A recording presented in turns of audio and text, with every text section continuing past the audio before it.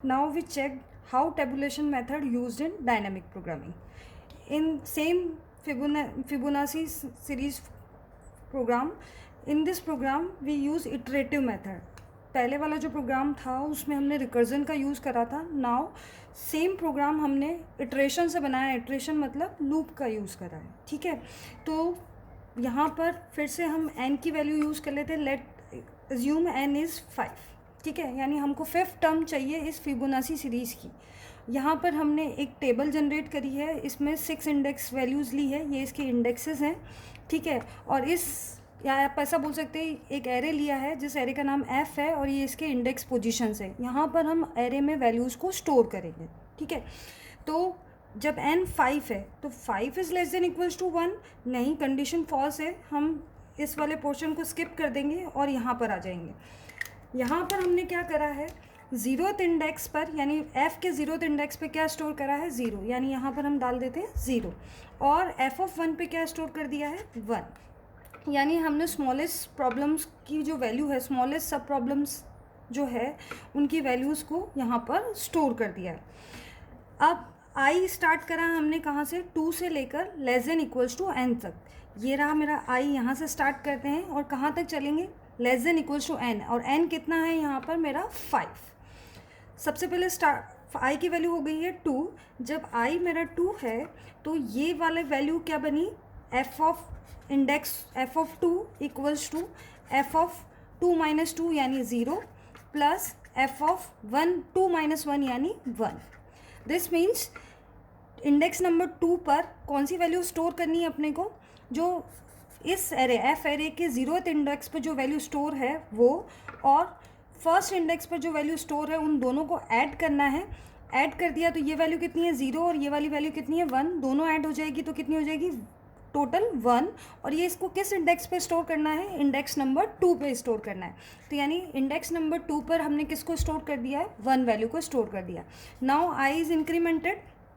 When i is incremented 3 is less than equals to n. अभी भी condition true है. फिर से कैलकुलेट करेंगे. अब हम थर्ड इंडेक्स के लिए वैल्यू कैलकुलेट कर रहे हैं. जब थर्ड इंडेक्स के लिए वैल्यू कैलकुलेट कर रहे हैं तो थर्ड इंडेक्स की वैल्यू क्या हुई, 3 माइनस 2. यानी f ऑफ 3 की वैल्यू हो गई f of 1 plus f of 2. यानी फर्स्ट इंडेक्स और सेकंड इंडेक्स की वैल्यू को ऐड करेंगे और दोनों वैल्यू को ऐड करके किस में स्टोर कर देंगे, थर्ड इंडेक्स पे हम स्टोर कर देंगे इस पर्टिकुलर f एरे के. तो इन दोनों को हमने ऐड करा और कहाँ पर स्टोर कर दिया, इस पोजीशन पे स्टोर कर दिया. तो ये कितना हो गई वैल्यू, 2. अब अगेन i इंक्रीमेंटेड, i हो गया 4. 4 में भी सेम वर्क करेंगे कि फोर्थ इंडेक्स पर हम क्या स्टोर कर देंगे, अपने आगे वाले 2 इंडेक्स वाली वैल्यूज़ जो है उनको ऐड करेंगे और यहाँ पर स्टोर कर देंगे. तो यहाँ पर भी कितना आ गया है, 3. जब i इक्वल्स टू जब हो गया 5 is less than equals to 5. अभी भी कंडीशन ट्रू है क्योंकि इक्वल टू की कंडीशन लगाई है. फिर से लूप में एग्जीक्यूट होंगे तो यहाँ पर क्या हो गया कि f ऑफ 5 5th इंडेक्स पर हमको क्या स्टोर करना है, f of 3 plus f of 4. यानी थर्ड और फोर्थ इंडेक्स की जो भी वैल्यूज़ हैं उनको ऐड करना है और 5th पर स्टोर कर देना. ये मैंने यहाँ पर स्टोर कर दिया. ठीक है, और अब जाके जब i इंक्रीमेंट हो गया 6 हो गया तो ये कंडीशन हो गई मेरी फॉल्स. इस लूप से बाहर आ गए. रिटर्न क्या कर देंगे, f ऑफ 5 रिटर्न कर देंगे. f ऑफ 5 कितना है, 5. यानी 5th टर्म फिबोनाची सीरीज़ की क्या हो गई, 5. तो ये टेबुलेशन मेथड था. टेबुलेशन मेथड में हमने क्या करा, जो प्रॉब्लम थी यानी आपको फिबोनाची सीरीज़ की 5th टर्म फाइंड करनी थी. तो फिबोनाची सीरीज़ की 5th टर्म में हमने क्या करा, कहाँ से स्टार्ट करा, 0th टर्म से स्टार्ट करा. पहले 0th टर्म को फिल करा, फिर फर्स्ट टर्म को फिल करा. इन दोनों का यूज़ करके अगली वाली टर्म निकाली, इन दोनों का यूज़ करके नेक्स्ट टर्म निकाली. तो यहाँ पर हम किस मैनर में बढ़ रहे हैं, बॉटम अप मैनर में. यानी हमने स्मॉलेस्ट सब प्रॉब्लम से स्टार्ट करा और फाइनल सब प्रॉब्लम का या फाइनल प्रॉब्लम का सॉल्यूशन निकाला. तो जो टेबुलेशन मेथड है वो किस टाइप की मेथड है, बॉटम अप मेथड. तो डायनामिक प्रोग्रामिंग में जनरली टेबुलेशन मेथड का ही यूज़ होता है. यहाँ पर हम जब भी डायनामिक प्रोग्रामिंग में हम प्रॉब्लम को सॉल्व करेंगे डायनामिक प्रोग्रामिंग के थ्रू, तो हम वैल्यूज़ को एक टेबल में स्टोर करेंगे. स्मॉलेस्ट वैल्यूज़ पहले कैलकुलेट करेंगे और उनका यूज़ करके बड़ी प्रॉब्लम का सॉल्यूशन निकालेंगे. ठीक है, तो अब मैं पूरा जो मैंने अभी तक स्टडी करवाया आपको उसको एक बार समराइज़ कर देते हैं। समराइज़ में मैंने डेफिनेशन फिर से मैं आपको बता देती हूँ डायनामिक प्रोग्रामिंग की।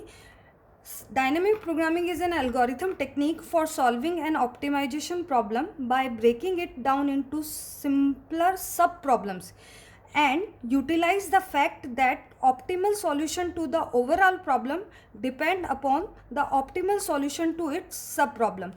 आपको बड़ी प्रॉब्लम को सब प्रॉब्लम्स में डिवाइड करना है और जब सब प्रॉब्लम का ऑप्टिमल सॉल्यूशन आपको मिल जाएगा तो उस ऑप्टिमल सॉल्यूशन का यूज़ करके आपको बड़ी प्रॉब्लम का सॉल्यूशन कैलकुलेट करना है। ठीक है, तो कैरेक्टरिस्टिक्स ऑफ डायनेमिक प्रोग्रामिंग क्या होगी कि कब आप डायनेमिक प्रोग्रामिंग अप्लाई करेंगे, जब किसी प्रॉब्लम में ओवरलैपिंग सब प्रॉब्लम्स है। ओवरलैपिंग सब प्रॉब्लम्स मतलब any problem has overlapping sub problems if finding its solution involve solving the same sub problem multiple time।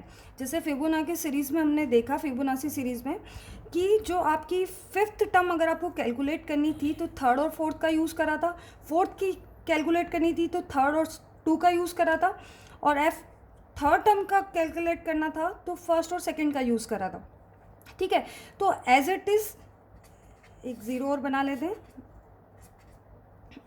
ठीक है, तो जो आपकी यहाँ पर फिबोनाची सीरीज़ थी, फिबोनाची सीरीज़ में जो प्रॉब्लम्स थी उनको हमने सब प्रॉब्लम्स में डिवाइड करा, और सब प्रॉब्लम जो बार बार रीयूज़ हो रही थी उनको हमने क्या कर दिया, स्टोर करके रख दिया। तो नेक्स्ट टाइम जब भी फंक्शन कॉल हुआ उस पर्टिकुलर वैल्यू के लिए तो हमने दोबारा से फंक्शन कॉल करने की बजाय जो स्टोर्ड वैल्यू थी उसका यूज़ करा।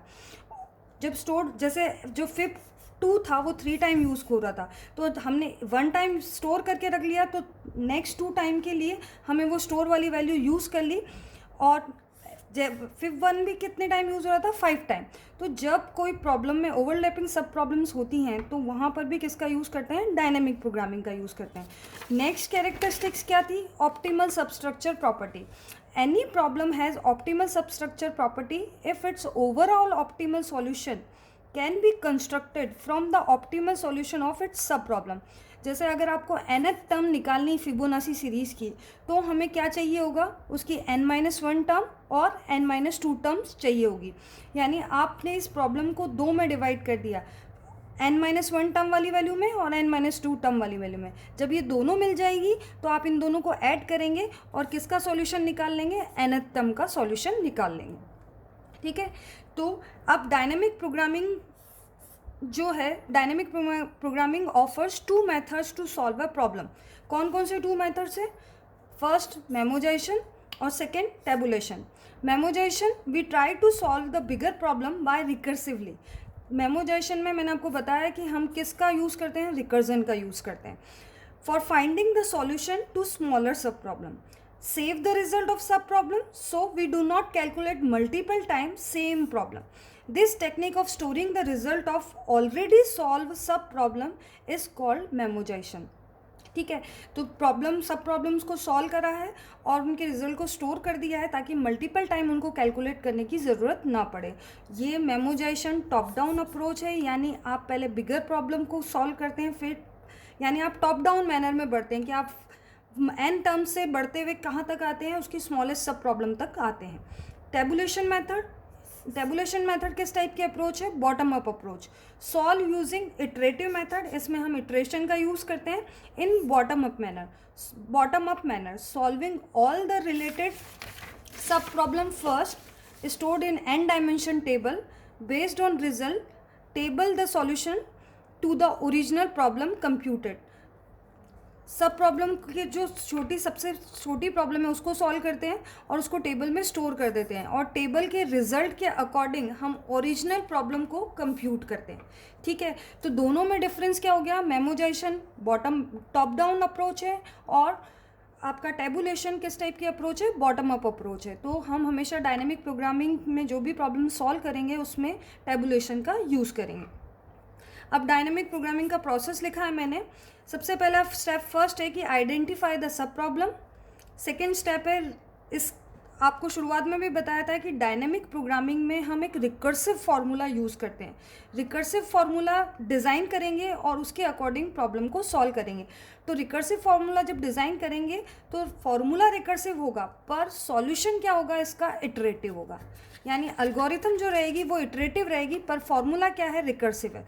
तो recursively define the sub problem for value of N optimal solution. Repeated decision decide करने पड़ेंगे हम। Step 3, compute the value of an optimal solution in bottom-up manner. Step 4, construct an optimal solution from computed information. जो भी computed information stored है उससे final solution निकालेंगे हम। तो अब कौन कौन सी प्रॉब्लम का इसको थ्रू सॉल्व करेंगे, इसके लिए हम यूज़ करेंगे 01 knapsack प्रॉब्लम सॉल्व करेंगे। Second, travelling salesman problem solve करेंगे। Third, longest common subsequence problem solve करेंगे। और fourth, matrix chain multiplication problem solve करेंगे इसके थ्रू। ठीक है, तो ये इसकी एप्लीकेशंस हो गई हैं, इनको सॉल्व करेंगे और नेक्स्ट क्लास में देखेंगे कि कैसे डायनेमिक प्रोग्रामिंग का यूज़ करके डिफरेंट प्रॉब्लम को सॉल्व कर सकते हैं।